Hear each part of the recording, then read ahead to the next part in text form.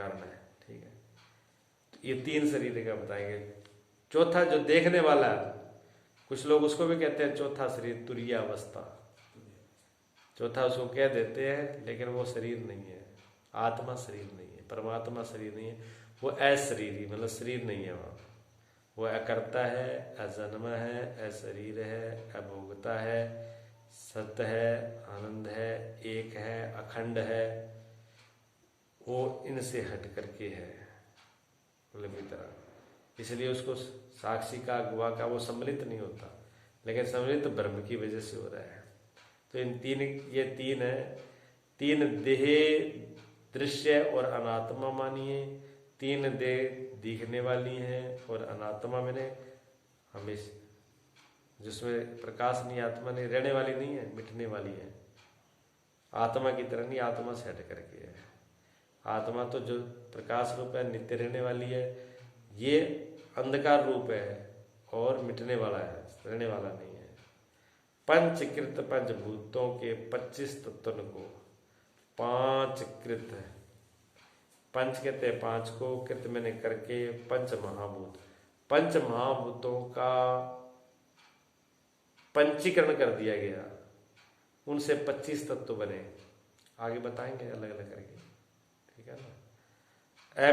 अपंचीकृत भूतन के सप्तदश तत्व को, अपंचीकृत जो पंचीकृत नहीं हुआ, और सप्तदश, सप्त कहते हैं 7, 10 मैंने 10, 7 और 10 कितना, 17 तत्वों का जो है वो सूक्ष्म देश, सूक्ष्म शरीर है।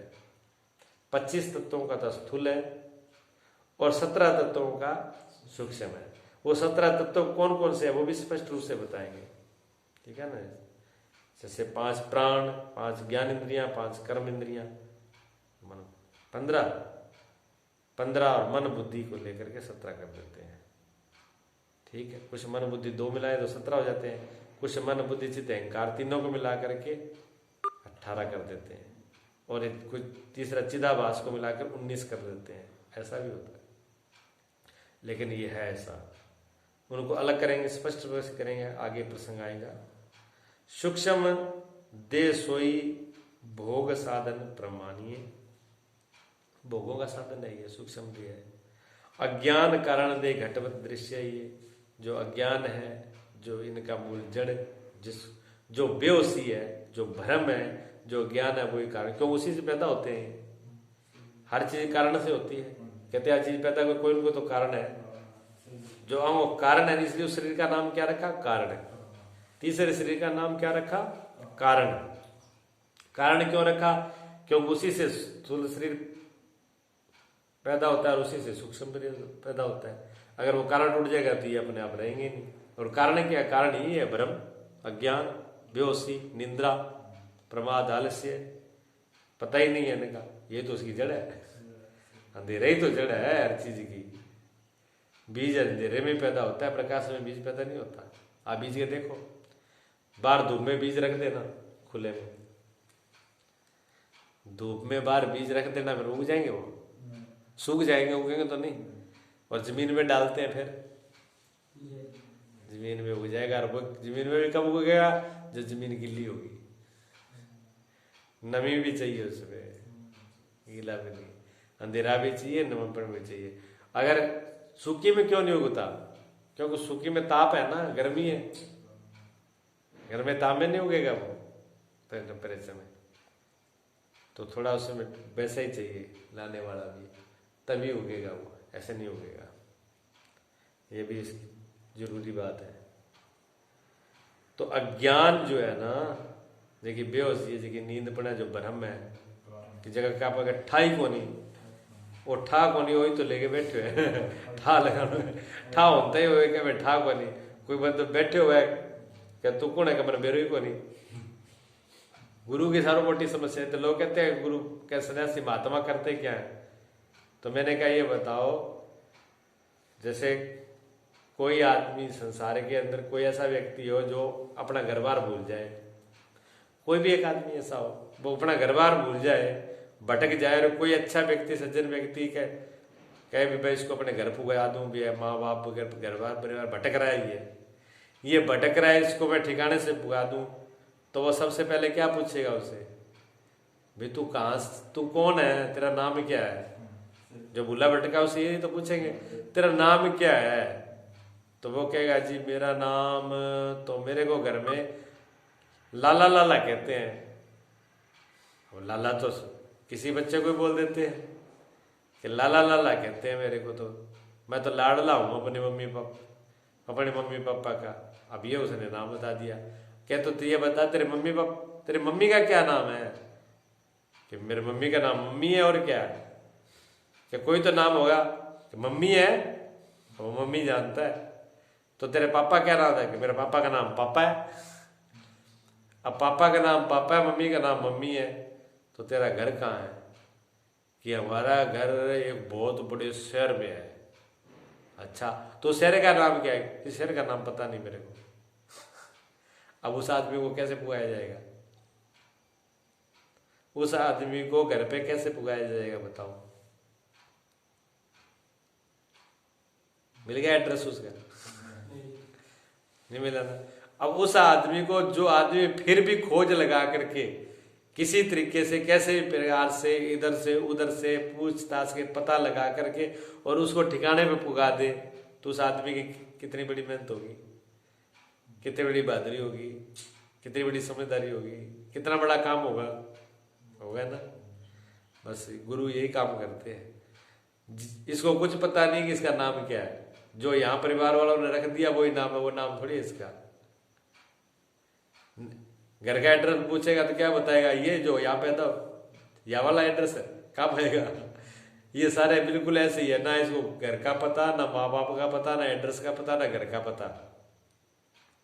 गुरु ही बताता है कि तेरा नाम, गुरु ही बताता है तेरा ये नाम नहीं, तू जीव है। और जीव ऐसा नहीं है, चिदावा आत्मा रूप है। तेरा असली नाम ये नहीं है, असली तो तू आत्मदेव है, तू असली आत्मदेवर। ये तेरा घरवार नहीं है, तू बहुत बड़े देश रहने वाला है, और वो देश ऐसा नहीं है, वो देश दूसरा है। और जिनको तू मान रहा है माँ बाप, ये नहीं है, वो तो स्वयं शक्ति अलग ही है। जहां से तू आया है परब्रह्म परमात्मा से, सच्चिदानंद से, वही सच्चिदानंद वो तुम्हारे माँ बाप ये नहीं है, वही है जहां से तू निकला है, और उन्हीं का रूप है, उसी पे वापिस पहुंचा देना। ये गुरुओं का काम होता है। गुरु ये काम करते हैं, जीव को अपने घर से वापस जहाँ आया वही वापस लेके जाना। और जाने के लिए, एक तो जाने के लिए तैयार होता है, बहुत से जाने के लिए तैयार नहीं है, लेकिन सोचा कई वो तो लोभ लालच देख करके जाना पड़ता है, भी चलो कुछ तो करो। तो अज्ञान जो है कारण दे, जो भ्रम है, जो अज्ञान है, जो मूर्खता है, वो ही जड़ है इनकी सबकी। अब आदमी ये समझो भी पढ़ बहुत लिए, किताबा बहुत पढ़ ली, ठीक है ना। तभी तो कबीर साहब ने कहा पोथी पढ़ पढ़ पंडित भय। पोथी पढ़ पढ़ के तो पंडित हो गया, 2.5 अक्षर पढ़ा नहीं, एक 2.5 अक्षर प्रेम के पढ़ा नहीं, प्रेम तो हृदय में आया नहीं, श्रद्धा हृदय में आई नहीं, ज्ञान हृदय में आया नहीं, ना ज्ञान आया, ना श्रद्धा आई, ना प्रेम आई। वो तो जो चीज आनी चाहिए थी वो तो आई नहीं। अक्षर पढ़ लिए, किताबें पढ़ ली, पंडित पे और ज्ञानी पढ़ी ना अंदर छींट, एक अंदर छींट तो पड़ी नहीं प्रेम की, ज्ञान की, ऊपर से बन गए, पढ़ के क्या हो गए, ईंट पत्थर। ज्ञान वाली ईंट पत्थर की तरह तो हो गए, भारी और हो गए, पत्थर जिसमें कुछ जाता ही नहीं है। तो पढ़ करके पत्थर हो गए, ईंट हो गए, लेकिन अंदर हृदय में प्रेम क्या है, पिघला देता है, हृदय को पिघलाता है, श्रद्धा हृदय को पिलाती है, करुणा हृदय को पिलाती है। प्रेम की परिपक्व अवस्था ही करुणा है, आखिरी अवस्था जिसकी गौतम बुद्ध चर्चा करते हैं। ये हृदय में ज्ञान आया ही नहीं तो वो पढ़ना सारा बेकार हो जाएगा। तो ये ज्ञान नहीं है, ये अज्ञान है, ये अज्ञान ही है। बहुत सी बाणियां पढ़ ली, बहुत सी किताबें पढ़ ली, बहुत से श्लोक याद कर लिए, बहुत से दो याद कर लिए, लेकिन अपने अंदर कुछ आया ही नहीं, तो ये और मूर्ख हो गया। ज्ञान बंधु गुरु जी कहते थे, ये इसको कहते हैं ज्ञान बंधु। क्या जो ज्ञान नहीं होता उसको तो छुड़ाना शौक है, जो ज्ञान बंधु उसको कैसे छुड़ाया जाए? जो कहे कि मैं तो जी अनपढ़ हूं वो तो पढ़ लेगा, और जो कहते जी मैं तो पहले एमए बीए करे मास्टर हूं, फिर उसको कैसे पढ़ाया जाए? वो तो एक बोलेगा मास्टर को दो सुनाएगा आगे से। ये शब्दों का चक्कर ऐसे ही है। तो ये जो शब्द सीख लिए इधर उधर के, बाणियां सीख लिए, और अंदर से जागृति आई नहीं, भ्रम टूटा ही नहीं। अगर भ्रम टूट गया कि ये हमें कुछ हुई, तो अपन अहम गया, अहंकार गया। जब अहंकार ही चला गया तो वहां कहाँ आकड़ है फिर? वहां मैं ये कर दूंगा, मैं ये है, मैं ये जानता हूं, मैं वहां है कहाँ?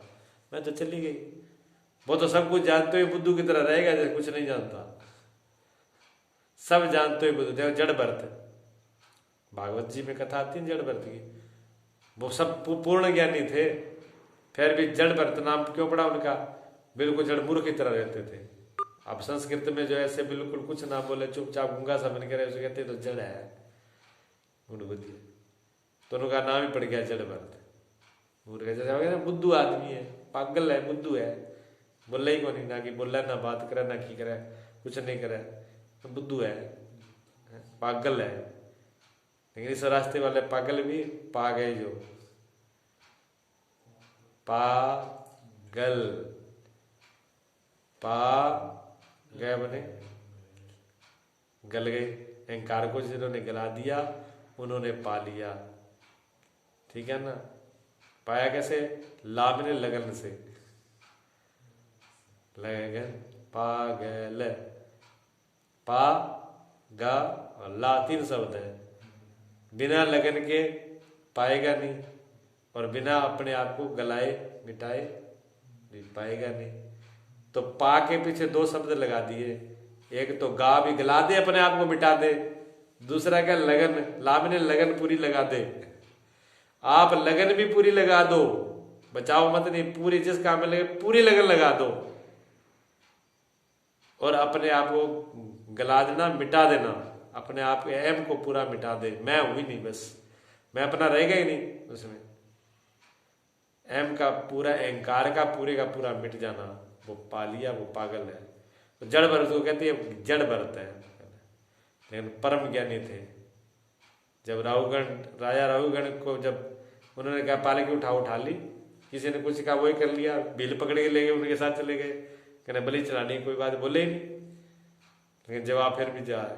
और राहुगण को जब ब्रह्म ज्ञान का उपदेश दिया राजा को, राजा भी हाथ जोड़ के उन्होंने कहा आप तो परम ज्ञानी छुपे हो, राख में जैसे आग छुपी है, ऐसे तो ऊपर से बिल्कुल देखने में कपड़े ऐसे साधारण से पैर रखे, मेले खुले ना बोलते, ऊपर से कोई पहचान ही नहीं सकता, लेकिन अंदर तो सूर्यों का प्रकाश दमक रहा है ज्ञान का। तो जिसके अंदर आ जाता है ऊपर से दिखावा नहीं करता, वो प्रचार नहीं करता, प्रसंग नहीं करता। ठीक है? उनके अंदर वो तो खुद ही अंदर से भरे हुए हैं, बाहर की कोई चीज की। बाहर से जब आदमी जितना ज्यादा आडंबर करेगा, जितना अपने आप को दिखाएगा, जितना ज्ञानी अपना दिखाए, उतना समझ अंदर से थोता है। जो अंदर से पूरा भरा होगा ना, क्या होगा वो ज्यादा, क्या कहावत है ना कि अधूरा घड़ा जो है वो छलकता है, और घड़ा भरा हो तो फिर छलकता नहीं, शांत होता है, फिर कैसे ले जाओ, हिलता भी नहीं है वो। तो ज्यादा रोड़ो वो हल्ला नहीं ज्ञान पड़ा, और क्या ये समझो। अभी बड़े बड़े जगह पर जो भी लोग डाल रहे हैं, दिखावा करते हैं, आडम्बरे, ये वो, क्या ज्ञानी पुरुष को क्या जरूरत है? सूरज को क्या अपने आप को दिखाने के लिए लाइटां और बत्तियां और प्रदर्शन और विज्ञापन देना पड़ेगा? मैं उग रहा हूं, मैं आ रहा हूं, अब लाइटां जगा दो, कड़ी कुड़ी कर दो, प्रचार कर दो, टीवी में लॉन्चमेंट कर दो, न्यूज में सब में आ जाने में सूर्योदय आ रहे हैं। सूर्य तो आएगा तो किसी की जरूरत नहीं है, अपने आप ही सबको पता लग जाएगा। ज्ञानी पुरुष छिपता थोड़ी है, लेकिन जिसको प्यास है उन्हीं को मिलेगा, हर किसी के बस का काम नहीं है। तो ये जो अज्ञान है, जो मूर्खपना है, ज्ञान और मूर्खता, जो ज्ञान का अभिमान है, ये सबसे बड़ा मूर्खपना है। ज्ञान का अभिमान भी सबसे बड़ा मूर्खपना है। ज्ञानी पुरुष तो किसी हाँ बोलेंगे, सत्य बोलेंगे, सफाई बोलेंगे, सब कुछ जानते हुए भी किसी का विरोधी भी नहीं होते। वो सब कुछ जानते हैं फिर भी ना बराबर, कोई ऐसे लगेगा बिल्कुल नहीं जानते, और सब कुछ वही जानते हैं। और जो अभिमान है वो अज्ञान की जड़ है, अभिमान भी अज्ञान से ही आता है। तो ये तीसरा जो कारण शरीर है ये अज्ञान है। इसको कारण दे घटवत दृश्य, ये पिताम्बर दृष्टा आप जान दृश्य भानी है। पिताम्बर जी कहते हैं दृष्टा मैं सबको देखने वाला, दृष्टा अपने आप को दृष्टा को जान करके जो भी दृश्य दिख रहा है सबका ज्ञान करना, लेकिन सबको देखते हुए अपने आप को न देखना। मैं देखने वाला, मैं सिर्फ देखने वाला हूं, मैं कुछ करने वाला नहीं हूं, सब हो रहा है मेरे प्रकाश में, ऐसा देख लेना। और उसके लिए विधि है, थोड़ा थोड़ा बैठ के मैंने की ना पहले ध्यान की विधियां करिए। जब ये आ जाएगा तो फिर तो बस फिर दृष्टा में रहना ही ध्यान है, फिर तो देखना ही ध्यान है। और वे देखने छोटी छोटी सांस से शुरू करो, ज्योति शुरू करो, बैठो थोड़ा टाइम दोगे, करता आएगी पहले, करता है बाद में ध्यान लगेगा। जब ध्यान लगना शुरू हो जाएगा तो ये बातें भी यानी जब अंदर आनी शुरू हो जाएगी तब बिल्कुल समझ में आएगी, हाँ अब हो रहा है ये। नहीं, कोई जरूरी नहीं। अगर आपको आलस आ रहा है, शरीर में सुस्ती है, थकान है, तो आप नहा लीजिए, उसमें ताजगी आएगी। अगर ऐसा कुछ नहीं, आपका शरीर बिल्कुल तरोताजा है, बढ़िया है, कोई आलस नहीं, तो कोई जरूरी नहीं नहाने नूने की, एक तरफ रखो, फिर ध्यान ही नहाना है। सबसे बड़ा स्नान तो ध्यान ही है। जिसने ध्यान में डुबकी लगा ली आ गया स्नान तो अपने आप। अगर ध्यान लग गया और मस्ती आ गई तो स्नान तो हो गया, फिर अंदर बाहर से सब पवित्र हो जाओगे और हल्के भी हो जाओगे।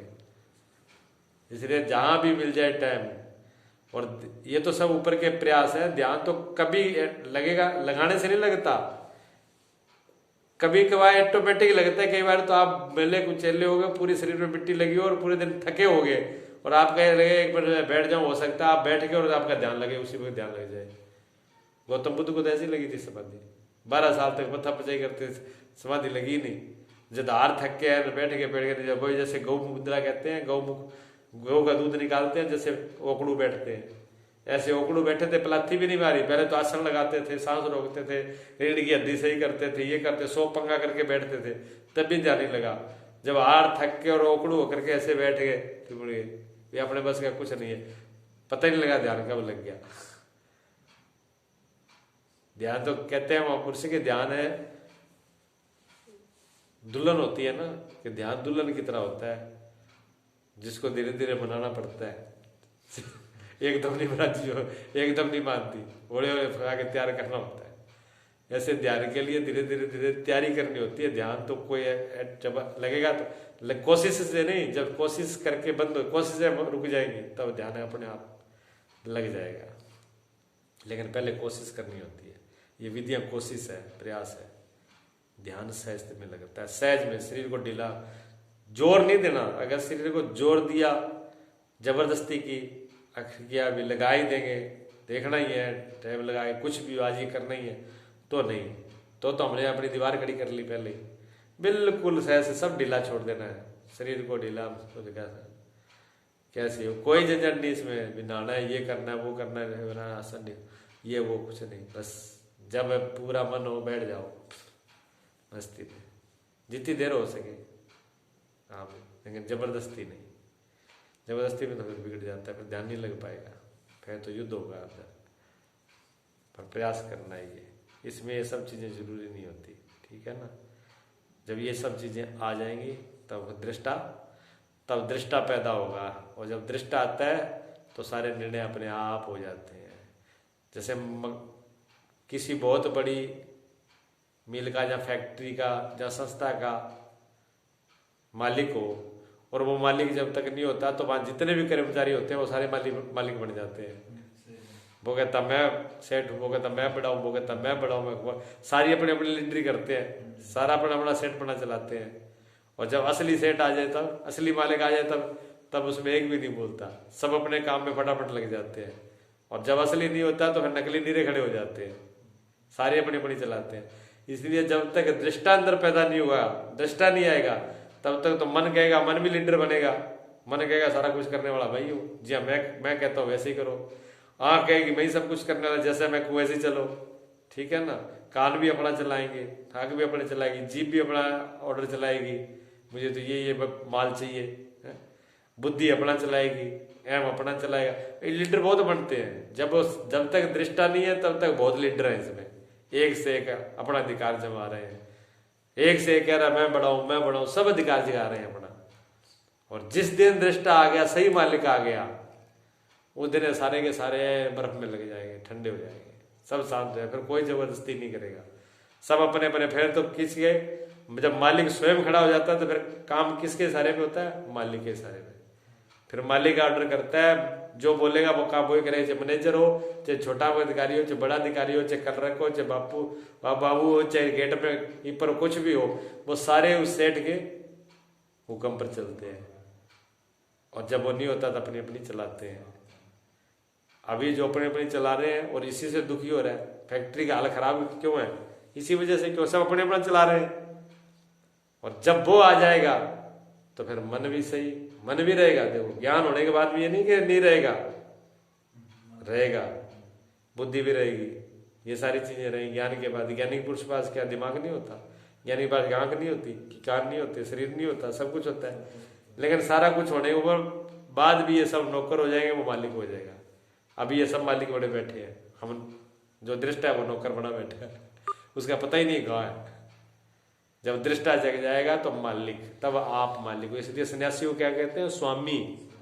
स्वामी का मतलब होता है मालिक, ठीक है ना। और मालिक की दृष्टा है, मालिक की साक्षी है, वही आत्मा है, उसको जागृत करना है, उसमें ले आना है। और जब तक वो बेहोशी में है, बस यही कारण है, ये बीमारी है। इसका पूरा विश्लेषण होगा। आज इतना ही रहने देते हैं। बोलिए सतगुरुदेव भगवान की।